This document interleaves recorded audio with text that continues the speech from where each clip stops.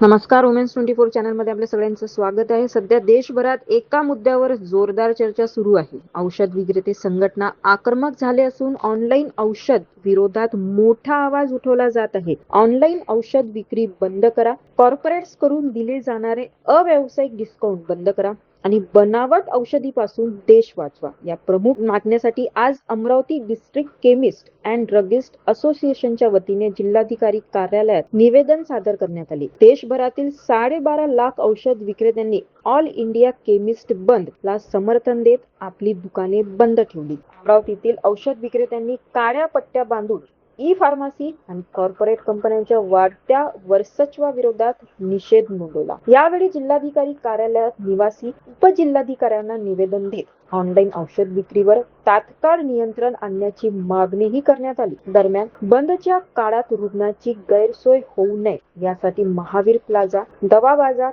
रायली प्लॉट एकूण त्या आवश्यक औषध सेवा सुरू ठेवण्यात आली आहे. तसेच गरजूंसाठी तब्बल 26 हेल्पलाईन क्रमांक कार्यान्वित करण्यात आले. आरोग्य सेवा हा केवळ व्यापार नसून जनतेच्या सुरक्षतेची संबंधित विषय आहे, असे मत असोसिएशनचे अध्यक्ष सौरभ मालानी यांनी व्यक्त केले. तसेच अमरावती झोनचे अध्यक्ष संजय बोबडे तसेच सौ अरुणा चौधरी यांनी सुद्धा आपली प्रतिक्रिया दिली. यावेळी स्थानिक मेडिकल दुकानदारांना संरक्षण, अनधिकृत ई फार्मसीवर कारवाई आणि बनावट औषध विरोधात कठोर भूमिका घेण्याची मागणीही करण्यात आली. आज 20 मे रोजी अखिल भारतीय केमिस्ट लोकांचा बंद ठेवलेला आहे.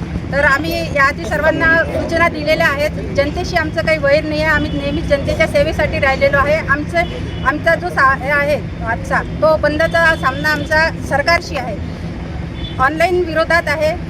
खूपदा निवेदन देऊन झालेले आहेत. आमचे केमिस्ट हृदय सम्राट आप्पासाहेब शिंदे आणि बाकी लोकांनी ते खूपदा सरकारशी या बाबतीत बोलणी केलेली आहे, पण सरकार मुख्य बहिरे आहे असं आम्हाला वाटत आहे. आता ते आमच्या मागण्या मान्य करून नाही घेत, त्यासाठी आम्हाला आजचा हा बंद ठेवलेला आहे.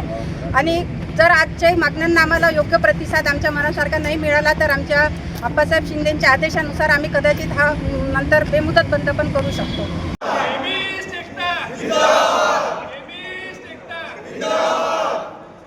अशाच घडामोडीसाठी बघत रहा वुमेन्स 24 चॅनल.